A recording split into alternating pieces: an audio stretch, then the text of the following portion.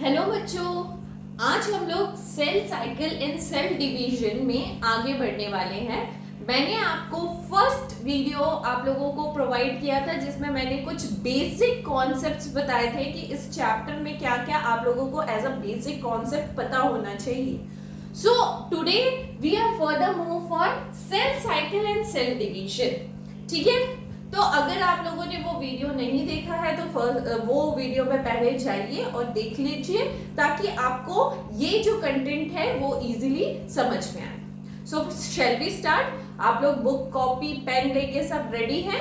चलिए स्टार्ट करते हैं the video cell cycle and cell division. ठीक है, चलिए मुझे एक क्वेश्चन का आंसर दीजिए कि why do the cell divide।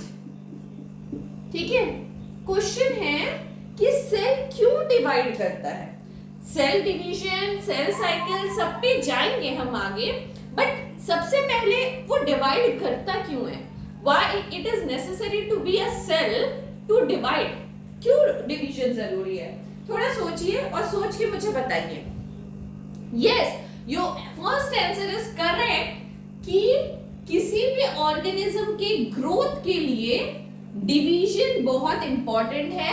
चाहे वो आपके नेल का ग्रोथ हो, चाहे वो आपके हेयर का ग्रोथ हो, चाहे वो आपके हाइट का ग्रोथ हो, एक बच्चे से लेकर एक इन्फेंट से लेकर एडल्ट तक में जो भी ग्रोथ होता है that is because of cell division.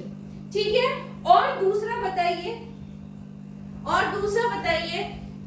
Yes the दूसरा आंसर इज रिपेयर करने के लिए।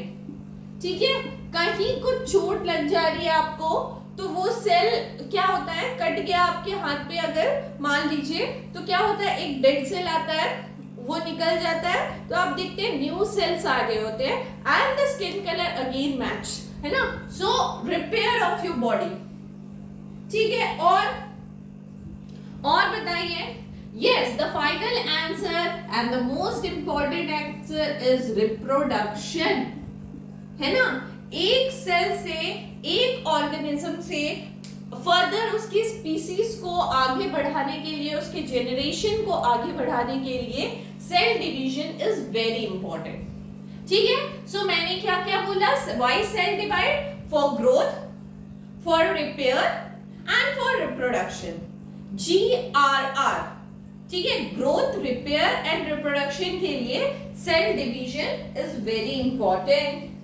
ठीक है, क्लियर है यहाँ तक। इसके बाद मैंने आपको फर्स्ट वीडियो में कुछ टर्मिनोलॉजी बताया था, कुछ टर्म्स बताया था।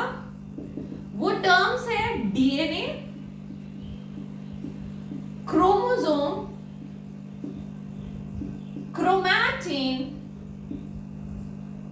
ठीक है, ये सब के बारे में मैंने आपको फर्स्ट वीडियो में बताया था। और होमोलोगस क्रोमोसोम, यस, कुछ मैंने टर्म्स बताया था।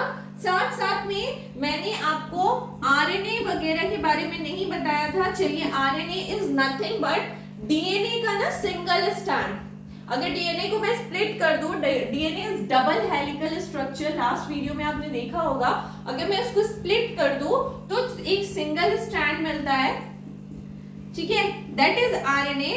आरएनए का फुल फॉर्म है राइबो न्यूक्लिक एसिड। ठीक है, this also contain the heredity, the genes. ठीक है, तो ये होता किसमें है, ये होता सब में है, बट अगर मैं बोलूं वायरस एंड बैक्टीरिया में RNA is the genetic material. ठीक है, वहां पे डीएनए नाम की वस्तु नहीं होती है, RNA is the genetic material. ठीक है, यहां तक क्लियर? ठीक है, तो डीएनए, आरएनए हो गया, उसके बाद क्रोमोसोम्स हो गया। अगर आप लोगों ने ये सब चीजें नहीं देखी है तो ये सब चीजों को पहले देख लीजिए क्योंकि वीडियो में उसका इस्तेमाल होने वाला है। Okay, so shall we go for cell cycle. चलिए, तो अब अगर मुझे डिफाइन करना हो कि what do you mean by cell cycle, तो एज अ डेफिनेशन मैं लिख सकती हूं cell cycle What is cell cycle? The sequence of events, the sequence of events occur between cell formation and cell division. ठीक है, तो मैंने क्या कहा? What is cell cycle? The sequence of events. कुछ events का sequence होता है जो कि होता है जब सेल फॉर्म हो गया होता है. ठीक है, जब सेल फॉर्म हो गया होता है और जब सेल डिवाइड होने जाता है उनके बीच का सीक्वेंस. ठीक है, तो एक बार क्या होता है ना, एक पेरेंट सेल होता है, story just for a fluke. ठीक है, एक पेरेंट सेल होता है और एक डॉटर मतलब बच्चा सेल होता है. ठीक है, तो बच्चा बोलता है कि मैंने तो डिवीजन कर लिया और डिवाइड होके मैं 2 सेल बना भी लिया, तो क्या दैट्स इट, यही मेरा काम है. तो ये suppose this is a parent cell. ठीक है, it is a parent and it is a daughter. ठीक है, और डॉटर होके ना अब ये डॉटर सेल ना बड़ी हो गई है. ठीक है, and now this daughter cell become the parent and it produce again 2 daughter cell. ठीक है, तो ये डॉटर सेल अपने पेरेंट से पूछती है क्या यही मेरा काम था, बस 2 सेल में डिवाइड हो जाओ और कोई काम नहीं है. यस, यही काम है भाई. सो इस डिवीजन से पहले और पेरेंट के इस सेल डॉटर सेल बनने के बाद, तो मैंने क्या बोला, इस डिवीजन से पहले का स्टेज और ये डॉटर सेल बनने के बाद के स्टेज के बीच का स्टेज. ठीक है, जब वो बहुत सारे इवेंट्स करती है और अगेन फर्दर डिवीजन में जाने वाली होती है, that is known as cell cycle. समझ आया कुछ? क्या बोला मैंने? एक डॉटर सेल जो है ना वो क्या है, शी इज नाउ बच्चा सेल. ठीक है, और वो बच्चे सेल से जब तक बड़ी होगी, ठीक है, तो कुछ इवेंट्स हो रहे होंगे ना उसके लाइफ में, that is cell cycle before its division. मतलब वो जब एज अ पेरेंट, डॉटर जब एज अ पेरेंट डिवाइड करेगी उसके पहले तक के स्टेज को हम सेल साइकिल बोलेंगे. ठीक है, so cell cycle is the sequence of event occurring between cell formation and cell division. ठीक है, अब सेल साइकिल में ना 2 फेजेस आते हैं, 2 important phase. What is the important phase in cell cycle? Cell cycle में 2 इंपॉर्टेंट फेज है. The 2 important phases are interphase and metaphase. Not metaphase, that is meiotic phase.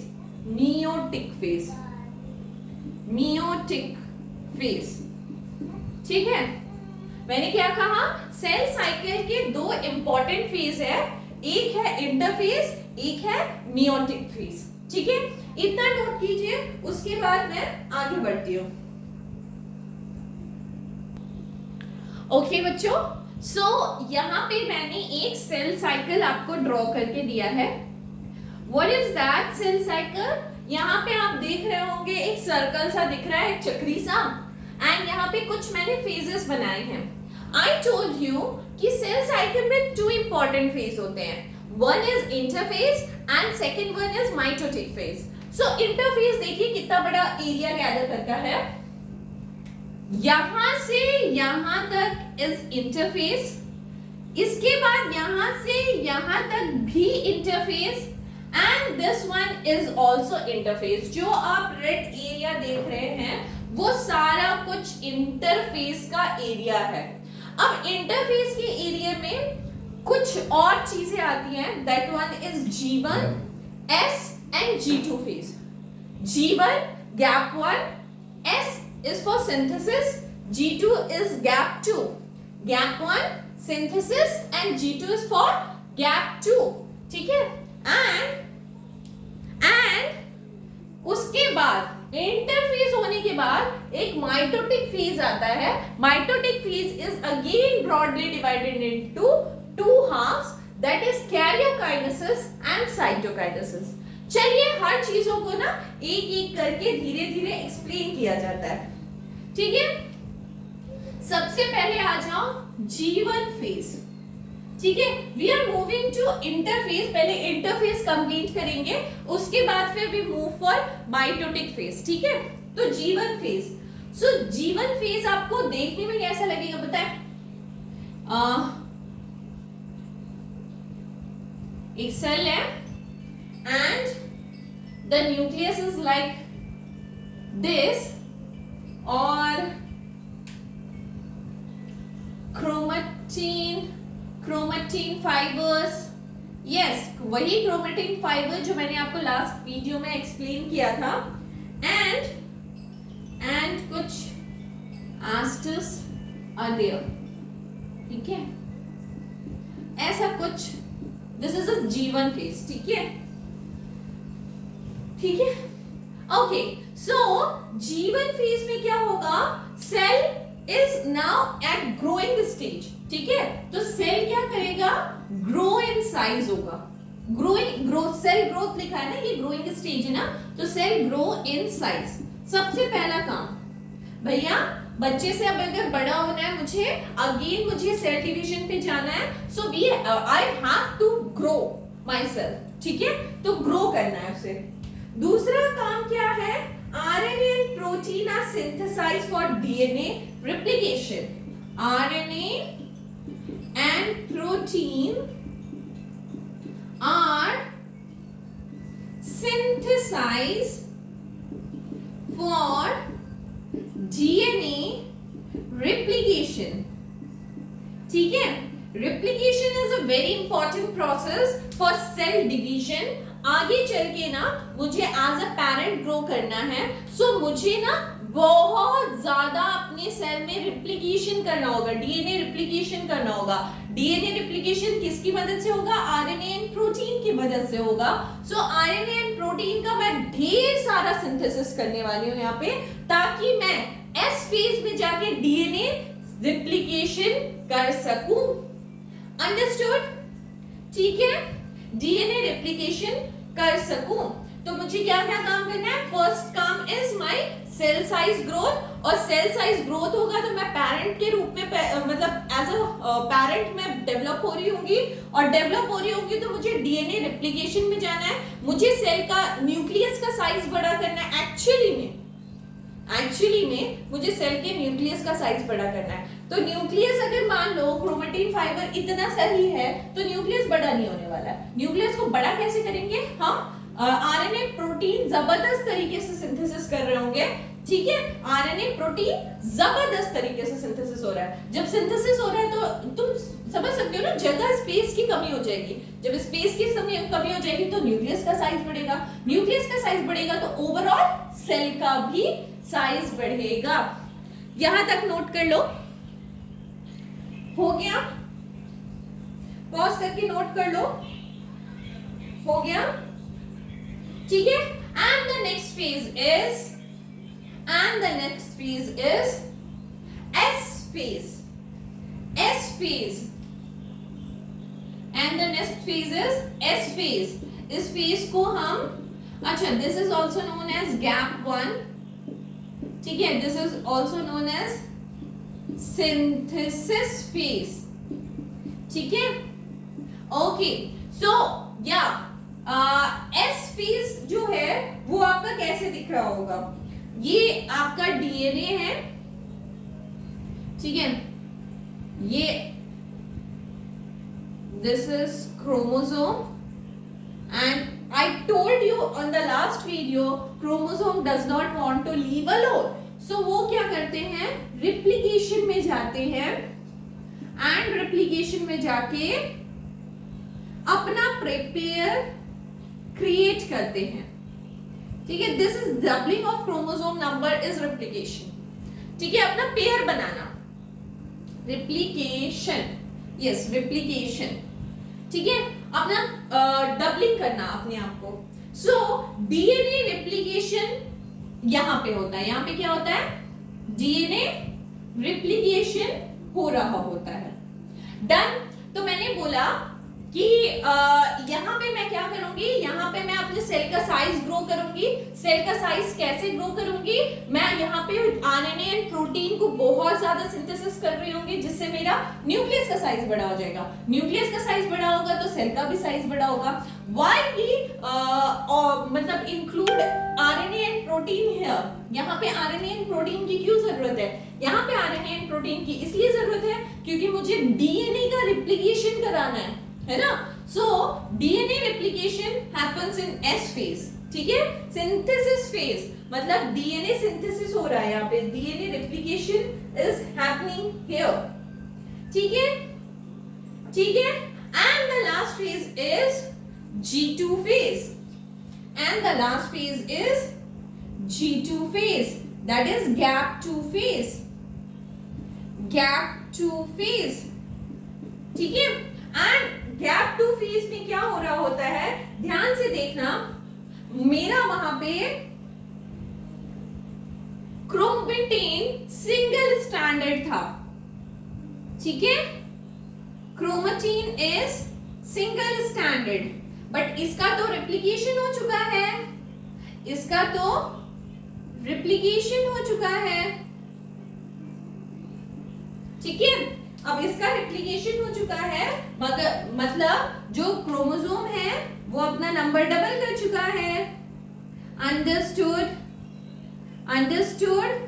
अब इस स्टेज में chromosome का नंबर जो है वो मतलब डीएनए का नंबर बढ़ चुका है, not the chromosome number, not the chromosome number, DNA का नंबर बढ़ चुका है क्योंकि डीएनए रिप्लिकेट होकर अपना काउंट बढ़ा चुका है, बिकॉज उसको सेल का साइज बड़ा करना है, ठीक है, ठीक है। This is known as G2 phase is also known as pre mitotic phase, pre mitotic phase, ठीक है। ये प्री माइटोटिक फेज क्यों कहलाता है, माइटोटिक फेज क्यों कहलाता है, ये आगे जाके आपको पता चलेगा जब हम कैरियोकाइनेसिस करेंगे, ठीक है। Wait for the movement, wait for moment. यहाँ पे क्या है, आपका प्री माइटोटिक फेज है, क्योंकि कैरियोकाइनेसिस जो होता है वो मियोटिक डिवीजन है और उसका फर्स्ट स्टेज जो है वो तुम्हारा माइटोटिक डिवीजन है, ठीक है। सो प्री माइटोटिक फेज क्यों कहलाता है, एग्जैक्टली एक्सप्लेन होगा कैरियोकाइनेसिस में, ठीक है, ठीक है। अब यहाँ पे क्या हो चुका है, यहाँ पे क्या हो चुका है, तुम बताओ, न्यूक्लियर वॉल्यूम इंक्रीज हो चुका है ना, न्यूक्लियस का वॉल्यूम जो है दैट इंक्रीजेस, ठीक है, न्यूक्लियस का वॉल्यूम इंक्रीज हो चुका है, and mRNA and rRNA is mRNA and rRNA is synthesized, ठीक है। चलो यहां पे मैंने बोला प्री माइटोटिक फेज है, प्री माइटोटिक फेज क्यों है मैं कैरियोकाइनेसिस में आपको बताऊंगी, क्योंकि G2 के बाद जस्ट कैरियोकाइनेसिस शुरू होगा, तो मैं ये आपको कैरियोकाइनेसिस में एक्सप्लेन कर रही हूँ। अब न्यूक्लियस का वॉल्यूम जो है वो बढ़ चुका है because of DNA replication, nucleus का वॉल्यूम बढ़ चुका है, न्यूक्लियस का वॉल्यूम बढ़ चुका है, and mRNA and rRNA is synthesized. What is mRNA? Messenger RNA, rRNA, ribosomal RNA is synthesized here. इसका काम भी सेल डिवीजन में आता है, but this is not in your syllabus, तो हम यहाँ पे बहुत ज्यादा फोकस नहीं करने वाले, बस इतना पढ़ने वाले हैं कि यहाँ पे सिंथेसाइज हो गया, ठीक है। यहाँ तक बातें क्लियर है? अगर क्लियर है तो प्लीज प्लीज कमेंट में लिखिए यस वी आर क्लियर, ठीक है, ओके।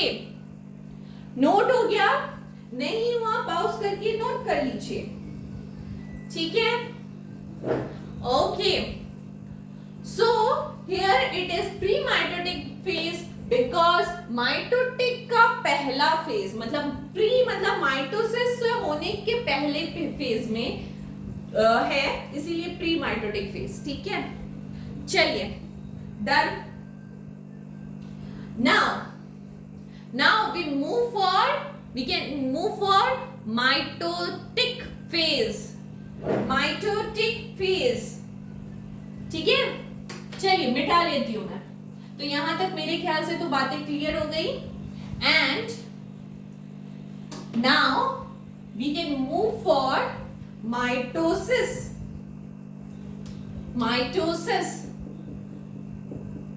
ठीक है, and the mitosis have some phases. ठीक है, कुछ फेज रहते हैं। वन इज प्रोफेज,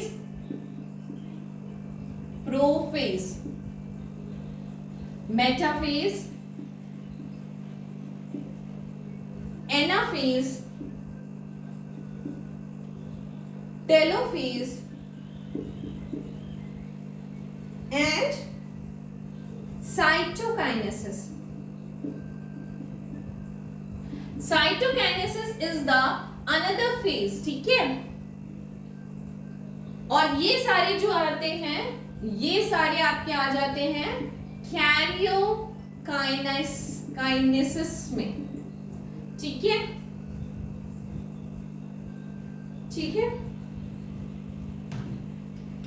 ओके,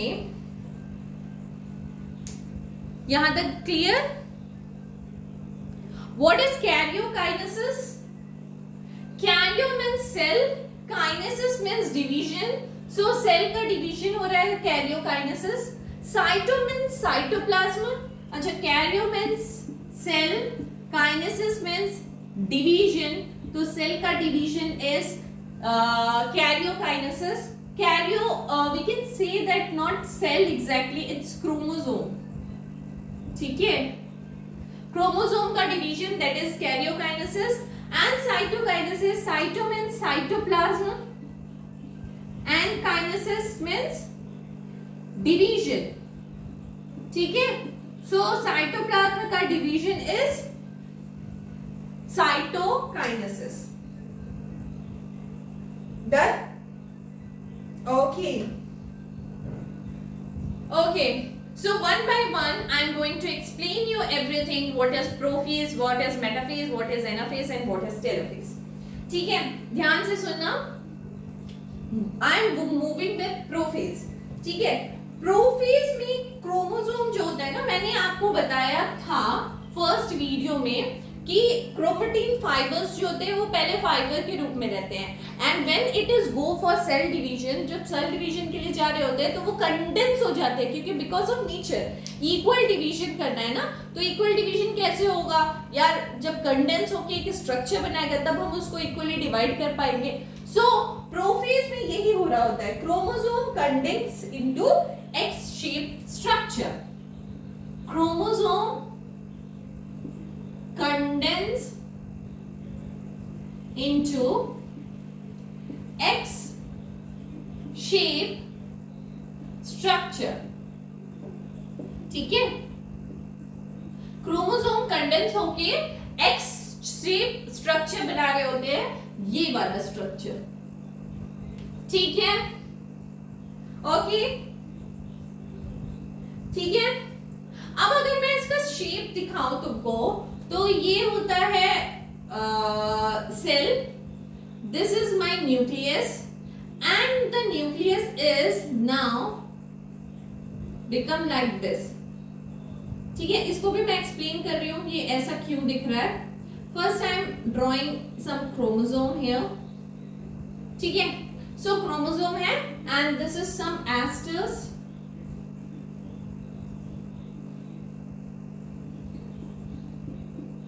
ठीक है, चलो, ठीक है, तो क्रोमोसोम जो है वो एक्स शेप ले चुका है and at the end of prophase, prophase के एंड होते होते तक nuclear membrane become less prominent.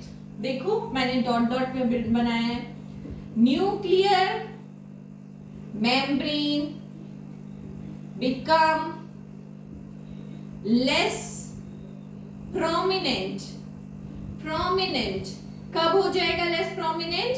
At the end of, at the end of stage, ठीक है, स्टेज के खत्म होते तक न्यूक्लियर मेम्ब्रेन तुम्हारा प्रोमिनेंट, लेस प्रोमिनेंट होगा। क्यों? टू रिलीज क्रोमोसोम, क्रोमोसोम को निकालना है उसको, एंड क्रोमोसोम को डिवाइड करना है उसको इक्वली, है ना। सो इक्वली डिवाइड के लिए न्यूक्लियर मेम्ब्रेन को लेस प्रोमिनेंट होना होता है, ठीक है। डन यहां तक? Next one, the middle spindle consist of microtubule and the other proteins. The mitotic spindle, the mitotic spindle consists of microtubules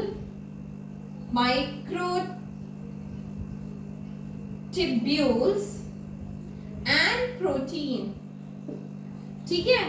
So this is a spindle, this is spindle, ये spindle किससे बना होता है? This spindle is consist of microtubules और protein से बना होता है and extend at the cross of centriole and extend at the end of centriole, and as they move to the opposite pole, and this one is centriole,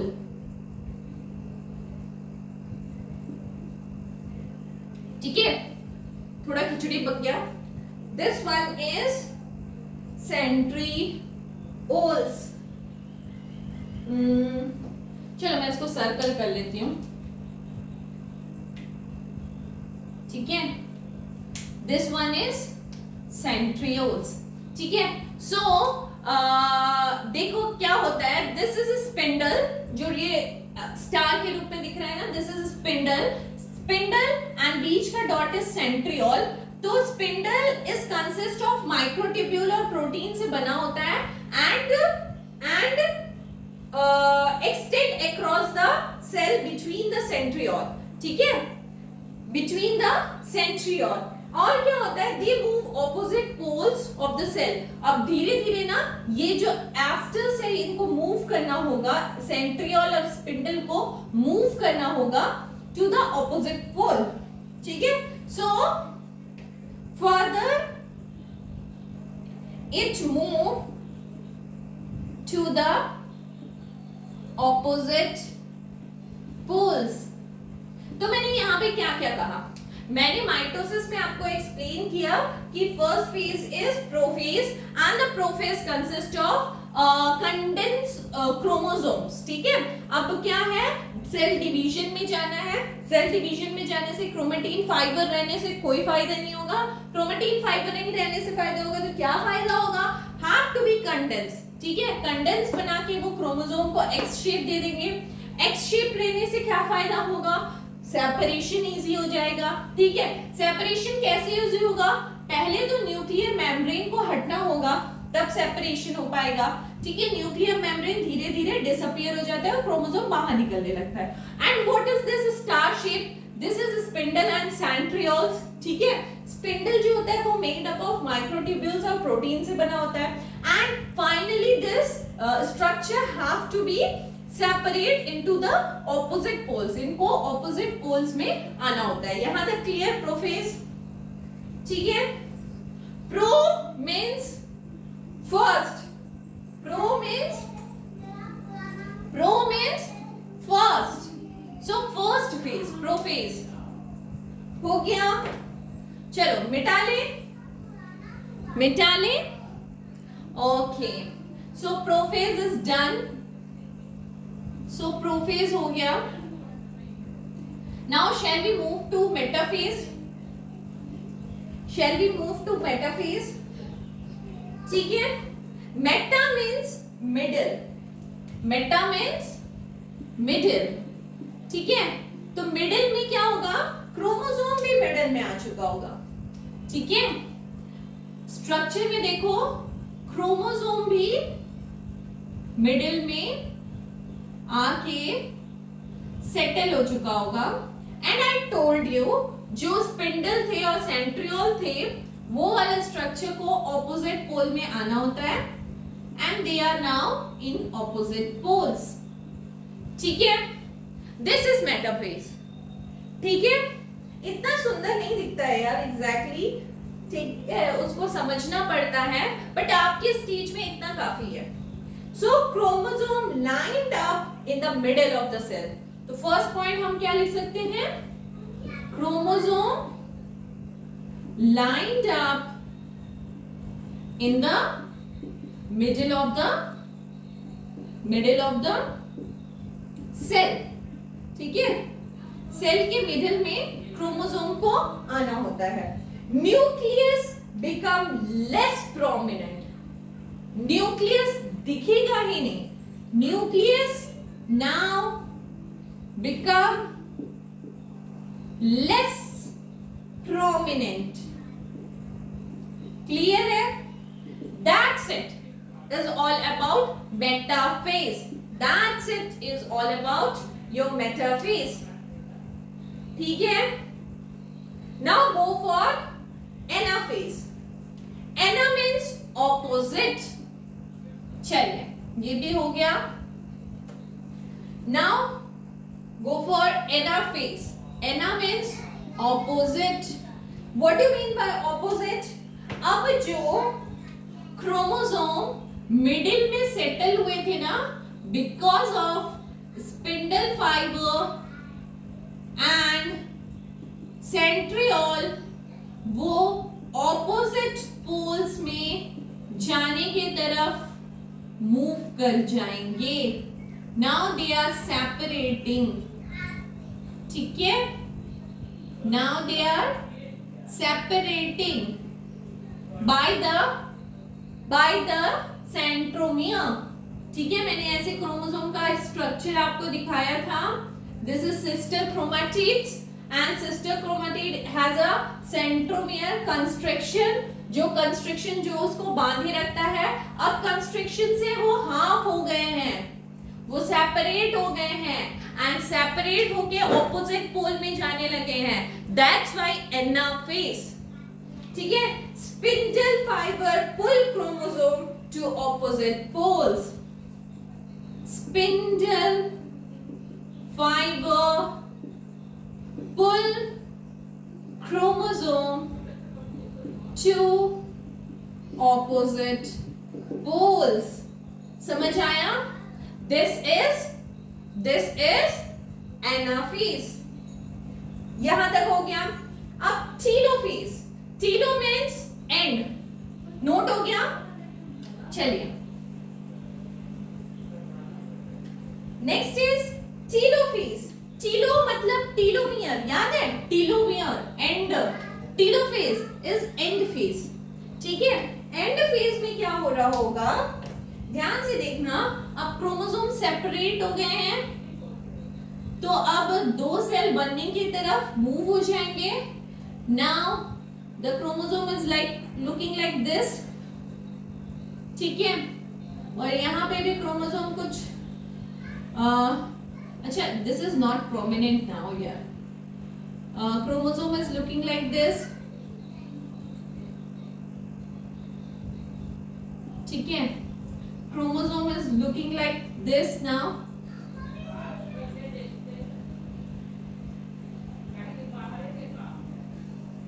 ठीक है, chromosome is looking like this. ठीक है, और spindles जो है वो opposite poles पे जा चुके हैं और क्रोमोसोम को अपनी तरफ खींच चुके हैं। इस टाइप का कुछ स्ट्रक्चर बन चुका है ना। Chromosome are completely at opposite poles. हम बोल सकते हैं chromosomes are completely at opposite poles. ठीक है, क्रोमोसोम जो है वो ऑपोजिट पोल्स पे जा चुके हैं and the new nuclei begin to form on the two sides. Now the new nuclei is begin to form into two sides, है ना? two sides, two opposite sides में nuclei भी बनना शुरू हो चुका है.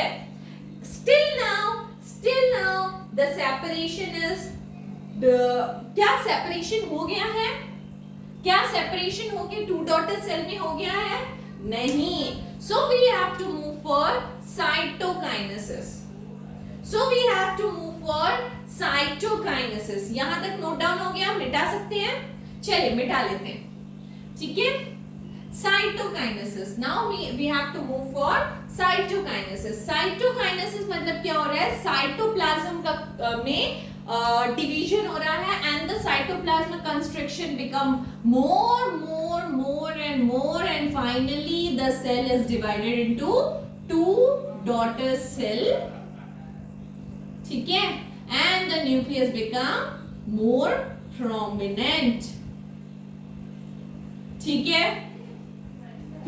तो क्या लिख सकते हैं? Final separation by splitting of cytoplasm. Final separation by splitting of cytoplasm. ठीक है. साइटोप्लाज्म स्प्लिट होके फाइनल सेपरेशन हो जाता है. ठीक है. मैंने इक्वल दिखा दिया, वहां पे 4 दिखाया तो वहां पे भी 4 दिखा दिया. ठीक है. Now we can move for the final definition of mitosis.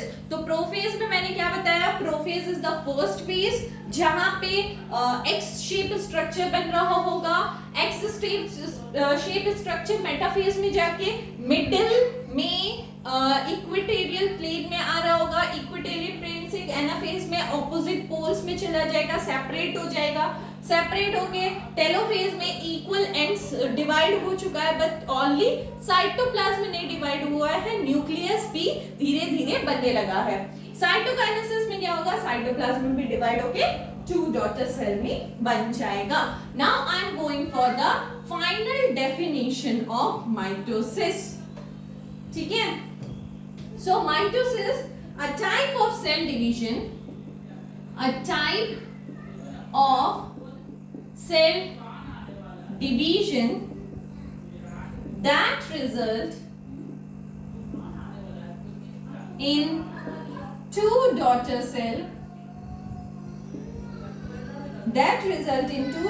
cells, each having the same number of and kind of chromosome, ठीक है, as the parent nucleus. Thus mitosis is called equational division. ठीक है. बहुत कुछ लिख दिया मैंने यार. Let me explain it. मैंने लिखा माइटोसिस जो है a type of cell division, एक तरह का सेल डिवीजन है जिसमें 2 डॉटर सेल बनता है. हर एक डॉटर सेल के पास सेम नंबर और सेम टाइप का क्रोमोसोम होता है जैसा कि पेरेंट के पास होता है. इसीलिए इसको इक्वेशनल डिवीजन बोलते हैं. This is the important term, equational division. जैसे कि मान लो the parent have 2n. 2n मतलब क्या होता है ना? डिप्लॉयड सेल को लिखने का तरीका है 2n. So 2n is divided into 2 cell, 2 daughter cell, and each daughter cell have same number of chromosome as the parent cell. ठीक है. तो इसको बोलते हैं इक्वेशनल डिवीजन. ठीक है. इंपॉर्टेंस क्या क्या है? इंपॉर्टेंस क्या क्या है? क्रोमोसोम नंबर को मेंटेन रखना. दूसरा ग्रोथ करना, तीसरा रिपेयर करना, एंड चौथा एक इंपॉर्टेंट है यार, कैंसरस सेल जानते हो? Cancerous cell is like continuous cell division होता रहता है ना, सो कंटिन्यूअस माइटोटिक डिवीजन होता रहता है उसमें, and this is a concern about the thing कि वो कंटिन्यूअस डिवीजन में क्यों जा रहा है, तो रिसर्च का भी एक तरीका है, सिग्निफिकेंस है इसमें, ठीक है। So these are all about mitosis, ठीक है। इतना समझ आया आप लोगों को? अगर समझ आया so please like and subscribe यार, ठीक है। In the next video we will move for mitotic division हो गया, सेल साइकिल हो गया, माइटोसिस में जाएंगे, माइटोसिस हो गया, मियोसिस में जाएंगे, आई एम सो सॉरी यार, मियोसिस में आगे बढ़ेंगे, ठीक है। चलिए आज के लिए इतना ही, वेरी वेरी थैंक यू।